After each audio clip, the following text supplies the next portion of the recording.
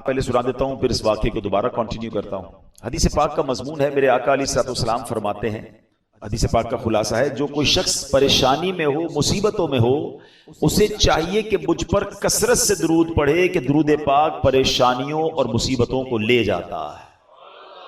تو اب آپ ذرا غور کیجئے کہ درود پاک پریشانی اور مصیبتوں کو دور کرتا ہے۔ اب اس کے پاس پریشانی تھی، کھانے کو بھی کچھ نہیں تھا، تو اس نے کیا کیا؟ اپنے بچوں کو کہا دیکھو کھانے کو تو کچھ نہیں ہے، ایسا کرتے ہیں آؤ سب مل کر نبی پاک علیہ الصلوۃ والسلام پر درود پاک پڑھنا شروع کر دیتے ہیں۔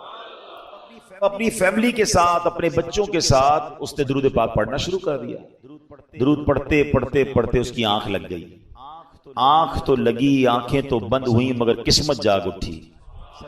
سرکار دو عالم صلی اللہ تعالی علیہ وسلم خواب میں تشریف لائے اور میرے آقا نے فرمایا کہ فلاں شخص کے پاس جاؤ اور اس سے کہو کہ جو اللہ نے تمہیں دیا ہے اس میں سے میری مدد کرو، تمہارے لیے جو دعا کی گئی تھی وہ قبول ہو گئی ہے۔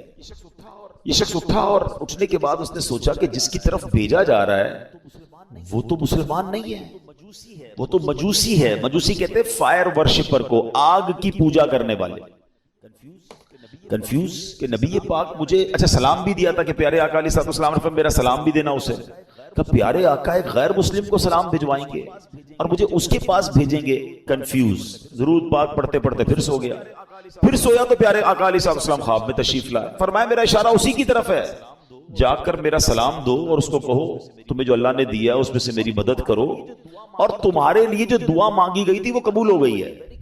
اگین ویری کنفیوزڈ کہ یار پیارے آقا ایک مجوسی کو، ایک غیر مسلم کو سلام بھجوا رہے ہیں۔ اچھا نبی پاک کا خواب میں دیدار کا فارمولہ آج سمجھ لیجئے، اللہ پاک ہم سب کو دیدار مصطفیٰ نصیب فرمائے صلی اللہ علیہ وسلم۔ علماء فرماتے کہ اگر کسی کو خواب میں پیارے آقا کے علیہ الصلوۃ والسلام کی زیارت ہوئی ہے نا، یعنی اس کا بھی ایک طریقہ ہوتا ہے، یا تو نبی پاک علیہ الصلوۃ والسلام خواب میں آ کر خود ارشاد فرما دیتے ہیں، اپنا نام ارشاد فرماتے ہیں، یا کوئی خواب میں بتاتا ہے کہ جناب رسول اللہ علیہ الصلوۃ والسلام ہیں، تو جس نے نبی پاک کو دیکھا اس نے پیارے آقا ہی کو دیکھا، شیطان نبی پاک کی صورت میں نہیں آ سکتا۔ اب اس بندے کو یہ مسئلہ پتا تھا کہ یار خواب میں اگر پیارے آقا علیہ الصلوۃ والسلام کا دیدار ہوا ہے تو ہیں تو یہ جناب رسول اللہ علیہ الصلوۃ والسلام۔ اب یہ جناب ڈھونڈتا ڈھونڈتا اس مجوسی کے پاس، اس فائر ورشپر کے پاس پہنچ گیا۔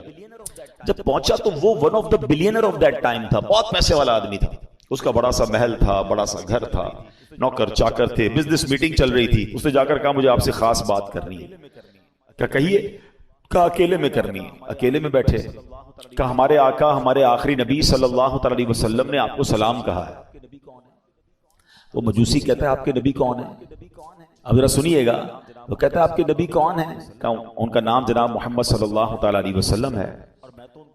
تو کہا میں تو ان کو نہیں جانتا اور میں تو ان کو مانتا بھی نہیں۔ اب آپ سمجھیے گا بات کو کہ وہ کہتا ہے نہ میں ان کو جانتا ہوں نہ میں ان کو مانتا ہوں۔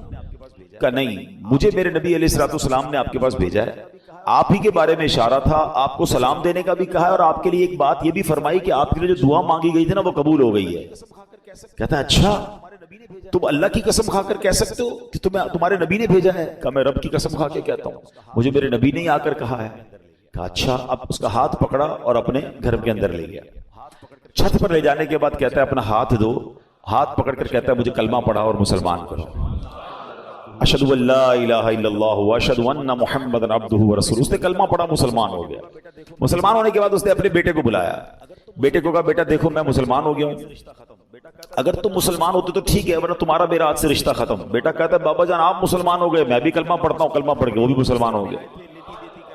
اب جتنے لوگ اس گھر میں بزنس کرنے آئے تھے، لیتی دیتی کرنے آئے تھے، پیسے وصول یا بزنس میٹنگ چل رہی تھی، سب کو اس نے پتہ کیا کہا؟ کہا دیکھو بھائیوں میں مسلمان ہو گیا ہوں، تم میں سے بہت سارے وہ لوگ ہیں جن کے اوپر میرے پیسے نکلتے ہیں، آج جو مسلمان ہوگا سارے پیسے معاف، اور جو مسلمان نہیں ہوتا میرے پیسے دو، تمہارا میرا کاروبار ختم۔ بڑی تعداد میں لوگوں نے کلمہ پڑھا، وہ بھی مسلمان ہو گئے۔ اپنی بیٹی کو بلایا، بیٹی کو کہا بیٹی دیکھو میں بھی مسلمان ہو گیا ہوں، تمہارا بھائی بھی مسلمان ہو گیا ہے، اگر تمہیں بھی مسلمان ہونا ہے تو مسلمان ہو جاؤ۔ اچھا بدقسمتی کی بات یہ ہے کہ مجوسی جو ہوتے ہیں نا ان کے اندر بھائی بہن کی شادی کی اجازت ہوتی ہے، وہ بھائی بہن شادی کرتے ہیں معاذ اللہ۔ تو تھوڑے دنوں پہلے ہی انہی بھائی بہن کی شادی کی تھی اس نے، تو بہن کہتی ہے کہ بابا جان جب سے شادی بھائی کے ساتھ ہوئی میرا دل مطمئن نہیں تھا، واقعی یہ بات درست نہیں ہے کہ بھائی سے شادی ہو، میں بھی کلمہ پڑھتی ہوں، کلمہ پڑھ کر وہ بھی مسلمان ہو گئے۔ اب وہ جو بندہ پیغام لے کر کے آتا کہتا ہے رکے تو صحیح, مجھے تو بتائیں بات کیا ہے, ابھی تھوڑی دیر تو پہلے آپ کہہ رہے تھے میں ہمارے نبی کو نہیں جانتا, تمہارے نبی کو نہیں جانتا, اب سارے کلمہ پڑھی جا رہے ہیں, مجھے تو بتائیں یہ راز کیا ہے. وہ کہتا ہے اب میں تمہیں بتاتا ہوں بات کیا ہے. کہتا ہے بات یہ کہ کچھ دنوں پہلے ہی اپنی بیٹی اور بیٹے کی میں نے شادی کی, بہت بڑی دعوت کی, بہت بڑا کھانا کیا, پورے شہر کے لوگ آئے, بہت دھوم دھڑکا کیا ہم نے. جب رات تھک ہار کے میں اپنے کمرے میں سویا تو مجھے بالکل گھر کے برابر والے گھر سے رونے کی آواز آئی. میں نے کان لگائے تو بچیاں تھیں اور کہہ رہی تھی امی جان یہ ہمارے پڑوسی نے ہمارے ساتھ اچھا نہیں کیا.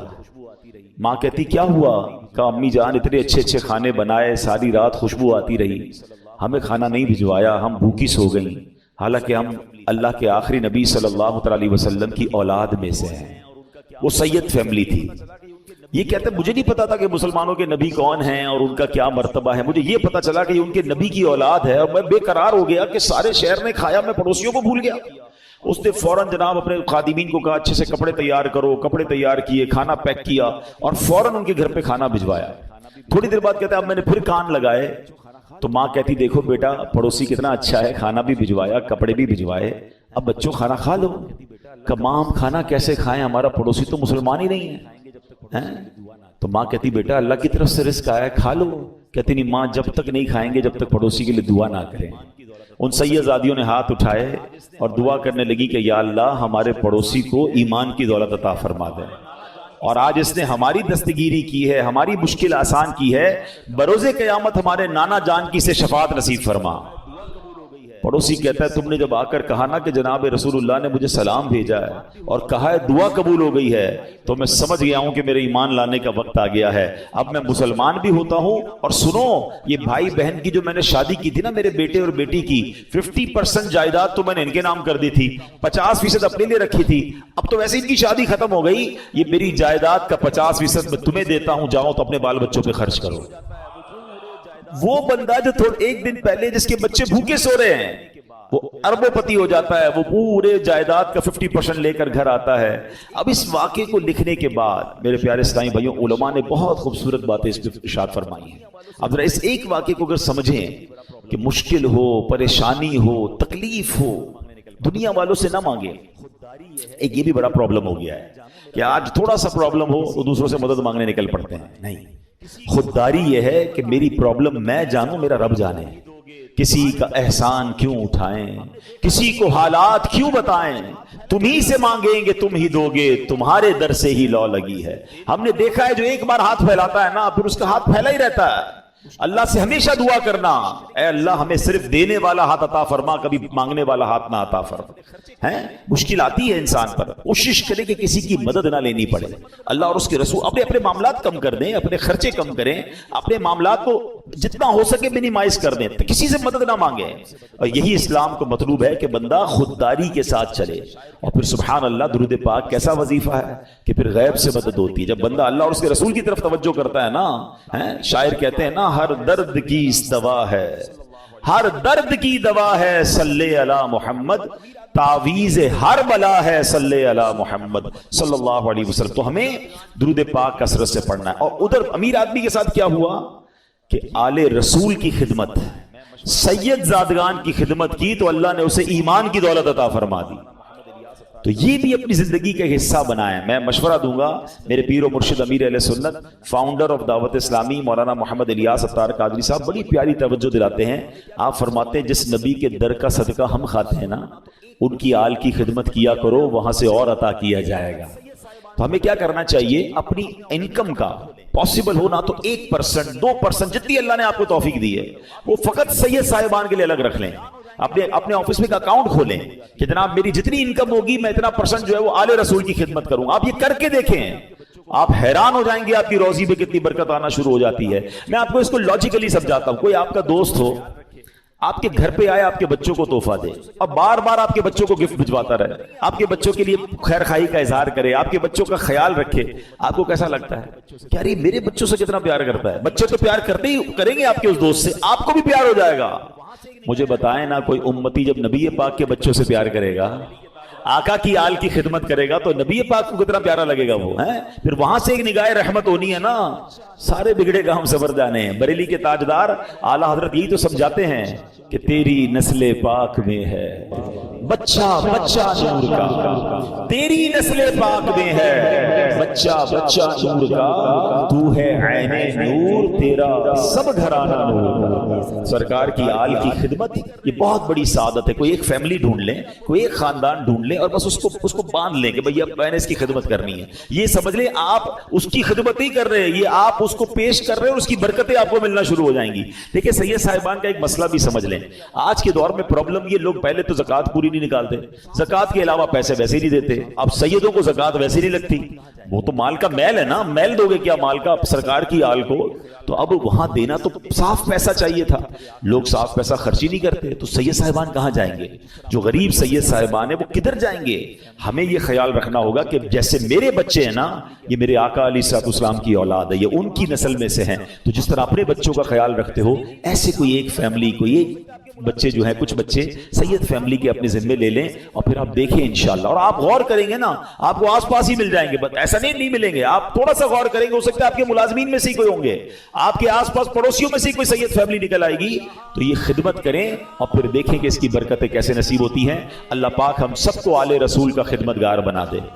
وہ پڑھتے ہو نا شجرے میں شعر, دو جہاں میں خادم آل رسول اللہ کر دو, جہاں میں خادم آل رسول اللہ کر, حضرت آل رسول مقتدا کے. ہاں, جس کو ادھر بھی نوکری آل رسول کی مل گئی نا, پنجتن کی غلامی ادھر مل گئی اور ادھر بھی نوکری مل گئی, اس سے اچھی کون سی نوکری ہے؟ نیازی صاحب لکھتے ہیں نا, مجھ پہ کتنا نیازی کرم ہو گیا, دنیا کہنے لگی پنجتن کا گدا, اس گھرانے کا جب سے میں نوکر ہوا سب سے اچھی میری نوکری ہو گئی. آقا کی آل کا غلام بن جاؤں, ان کا نوکر بن جاؤں, اور کیا چاہیے؟ پھر دیکھو کیسا نوازتے ہیں انشاءاللہ. تو نیت کریں انشاءاللہ آل رسول کی خدمت کریں گے. درود پاک پڑھ لیجئے محبت کے ساتھ. صلو علی الحبیب. اللہم صلی علی سیدنا و مولانا محمد عدد ما فی علم اللہ صلاۃ دائمۃ بدوام ملک اللہ. شیطان کتنا بڑا دشمن ہے. قرآن پاک آپ نے پڑھا سنا ہوگا, بار بار, ایک جگہ نہیں کئی بار قرآن میں فرمایا, انہو لکم عدو مبین, شیطان تمہارا کھلا دشمن ہے. ایک جگہ ارشاد ہوتا ہے, ان الشیطان لکم عدو فاتخذوہ عدوا, فرمایا بے شک شیطان تمہارا دشمن ہے اور تم بھی اسے اپنا دشمن سمجھو. پرابلم یہ کہ قرآن بار بار یہ سمجھا رہا ہے کہ تمہیں اس سے دشمنی رکھنی ہے, دوستی نہیں کر لینی, اس کے وار سمجھنے ہیں. دیکھیں دنیا کا دستور سمجھیے گا, جب تک اینیمی کی چالیں نہیں پتا ہوں گی نا, اینیمی کی اٹیکس پتا نہیں ہوں گے کہ کہاں کہاں سے حملہ کرتا ہے. کئی ملکوں کی فوجیں ڈیزائن ہی اس طرح ہوتی ہے کہ اینیمی کے پاس کون سا ویپن ہے, دشمن فوج کے پاس ویپن, ہمارے پاس بھی اس کا توڑ ہونا چاہیے. اس کے پاس ایئر کرافٹ کیسے, ویسے ہی ہمارے پاس, جیسے راکٹ ویسا ہمارے پاس نیوی جیسی. بندہ یہی تو سوچ کے پلان کرتا ہے کہ دشمن کدھر سے اٹیک کر سکتا ہے. شیطان کو تو اللہ قرآن میں فرما رہا ہے تمہارا دشمن, اور تم بھی اسے دشمن سمجھو. مگر بدقسمتی یہ ہے کہ بہت بڑی تعداد جو ہے وہ شیطان سے دشمنی نہیں دوستی کر لیتے ہیں. کتنی بری بات ہے. اللہ کا بھی دشمن ہے, ہمارا بھی دشمن ہے, اور اس سے دوستی کر رہے ہیں. قرآن میں ایک جگہ رب ارشاد فرماتا ہے, افتتخذونہ وذریتہ اولیاء من دونی وہم لکم عدو بئس للظالمین بدلا. فرمایا تو اے لوگوں کیا تم اسے اور اس کی اولاد کو میرے سوا دوست بناتے ہو, حالانکہ وہ تمہارے دشمن ہیں, ظالموں کے لیے کیا ہی برا بدلہ ہے. اللہ فرماتا ہے وہ تمہارے دشمن ہے, دوست مت بنانا. اور یہ اتنا خطرناک دشمن ہے, اتنا مکار دشمن ہے, اس کے ایسے ایسے وار ہیں آپ حیران ہو جائیں گے. شیطان کبھی ادھر سے حملہ کرتا ہے, کبھی ادھر سے. اچھا پرابلم یہ کہ ایک تو شیطان کو پہلے سیویئر دشمن سمجھنا شروع کر دیں. مثال کے طور پہ آپ کو کوئی یہ کہہ دے کہ یار ایک بندہ ہے, اس نے پلان کیا ہے کہ آپ کو مار دے گا, آپ بتائیں کہ آپ سکون سے سو جائیں گے؟ آپ پریشان ہو جائیں گے کہ اچھا میری جان لینا چاہتا ہے. ہاں, وہ اس نے بنا پلان کیا ہوا ہے کہ آپ کو اڑا دے گا. اب آپ پولیس کے پاس جائیں گے, آپ اپنے گارڈز رکھنے کی کوشش کریں گے, معلومات کریں گے یار اس کا پلان کیا ہے, کیسے اٹیک کرے گا. دنیا میں کوئی میری جان لینا چاہے, جان لے سکے نہ لے سکے, میری نیند تو اڑا دیتا ہے. تھریٹ آ جائے تو بندہ کسی کو پرچی آ جائے. کراچی میں تو بہت سارے واقعات چلتے رہتے ہیں نا, ہمارے پاس ہی بیچارے لوگ دعا کے لیے آتے ہیں, بھائی فون آ گیا ہے, فلاں چیز آ گئی ہے, ہوتا کچھ نہیں ہے, اس بیچارے کی نیند توڑ جاتی ہے. اللہ تعالیٰ ہم سب کو عافیت میں رکھے, ان ظالموں کے ظلم سے بچائے, دہشت گردوں کی دہشت گردیوں سے بچائے. مگر these are all examples for all of us کہ یہ جب ہمارے ساتھ ہوتا ہے تو ہمارا کیا حال ہو جاتا ہے. افریقہ کے کئی ملک جہاں کڈنیپ کی دھمکیاں اور پتہ نہیں کیا کیا چل رہا ہوتا ہے دنیا میں. اچھا آپ میں سے کچھ لوگ ہوں گے کہیں گے یار مجھے تو کوئی دھمکی نہیں آئی, اللہ کا شکر, اللہ کرے کبھی آئے بھی نہ آپ کو. مگر یہ والی دشمنی تو قرآن نے بتا دی ہے نا, یہ دھمکی تو آپ کے پاس موجود ہے, یہ اٹیک, اور یہ دشمن آپ کا بھی ہے. وہ دشمن ہو نہ ہو, یہ دشمن سب کا ہے. قرآن کہہ رہا ہے تمہارا کھلا دشمن ہے. کیا اس کے لیے کوئی پلاننگ کی, اس سے بچنے کا کوئی غور کیا, اس کے لیے کسی کے پاس گئے کہ یار یہ کدھر کدھر سے حملہ کر سکتا ہے.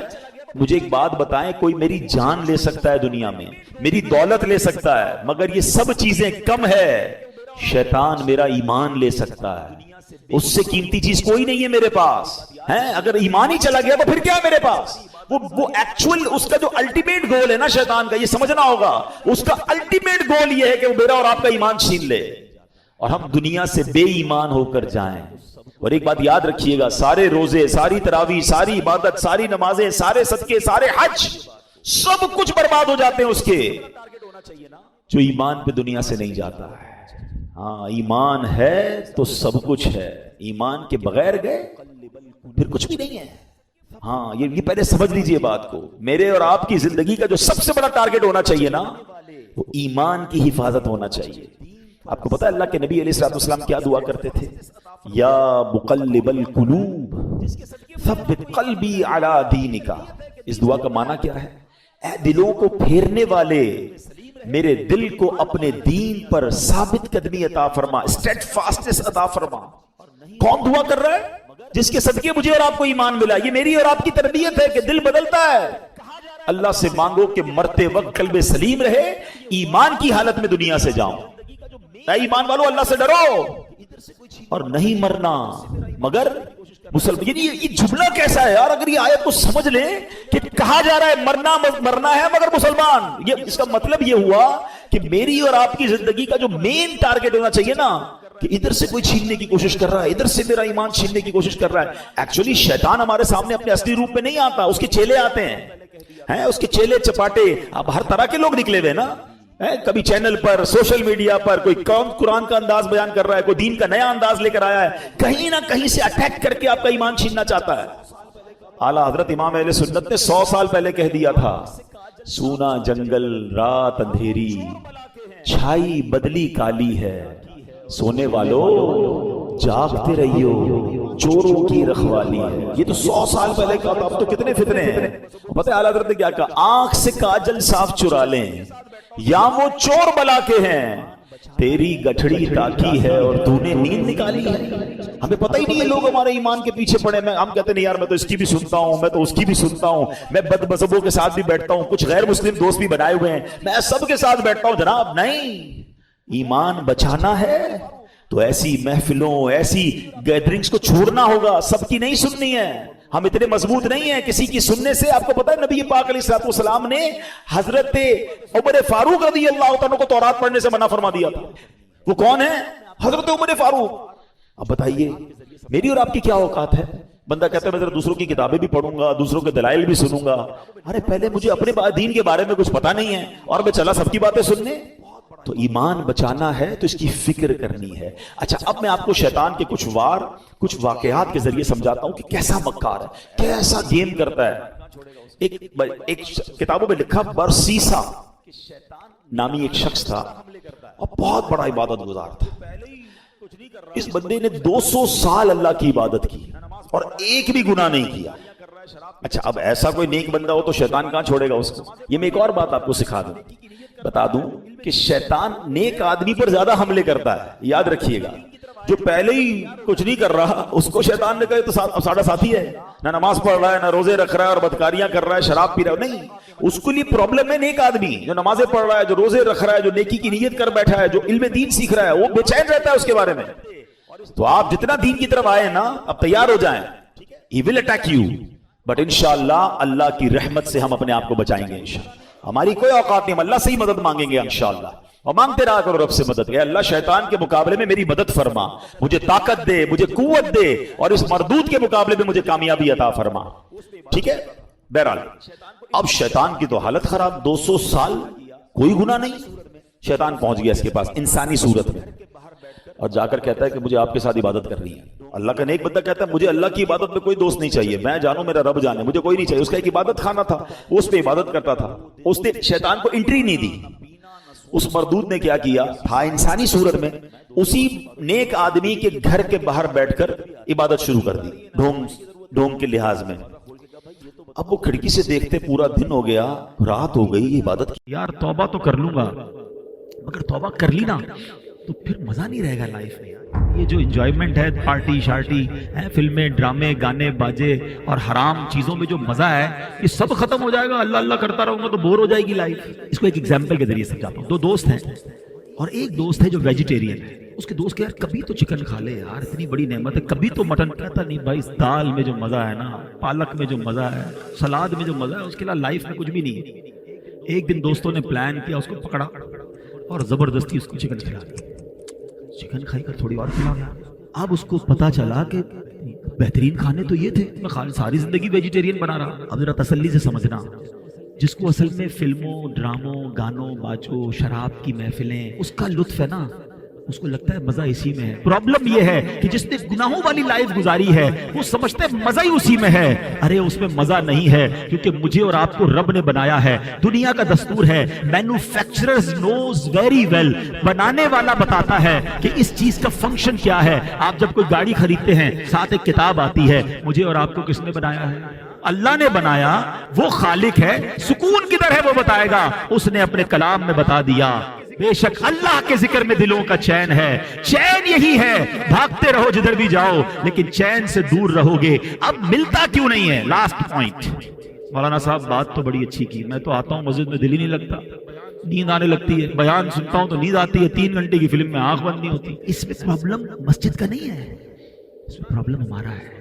خدا کی قسم جو اس وقت سکینہ دل پر نازل ہو رہا ہے، کتنا لطف آ رہا ہے، کتنی رحمت محسوس ہو رہی ہے. میں کہاں بیٹھا ہوں؟ میرے رب کے گھر میں بیٹھا ہوں، میرے اللہ کا ذکر کر رہا ہوں. اس سے اچھی زندگی کا مقصد کیا ہے؟ اگر ابھی موت آتی ہے تو اس سے اچھی موت کیا ہے؟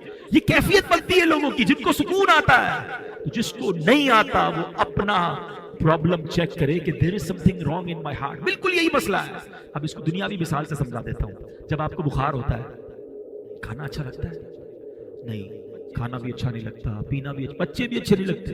بندہ بولتا ہے یار مجھے کچھ اچھا نہیں لگ رہا، لیکن کھانا نہیں چھوڑتے آپ، کیونکہ یو نو ویری ویل یہ 5-6 دن کا مسئلہ ہے. کھانا تو پڑے گا نا، تھوڑے دنوں بعد بخار ختم ہوگا تو ٹیسٹ آنا بھی شروع ہو جائے گا. بالکل یہی کانسیپٹ یہاں سمجھ لو. سجدے میں دل نہیں لگ رہا، نماز میں دل نہیں لگ رہا، تلاوت میں دل نہیں لگ رہا، کرتے رہنا کرتے رہنا.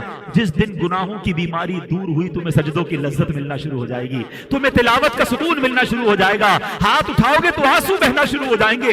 نبی پاک کا نام لو گے تو تمہارا دل بے قرار ہو جائے گا. ذکر مدینہ ہوگا تو تمہاری آنکھیں بہنا شروع ہوں گی. پرابلم یہ ہے ابھی بیمار ہے، ابھی دل پر گناہوں کا ورق چڑھا ہوا ہے. چھوڑ کے مت جانا مسجد، اللہ سے دور مت جانا. ہم کمزور ہیں، ہم نے پہلے بھی توبہ کی، شیطان کھینچ لیتا ہے، ڈال دیتا ہے گناہ میں. اللہ تو مدد کرنا، ہماری کمزور ہے. شیطان کے واروں سے تو ہی بچائیو مالک.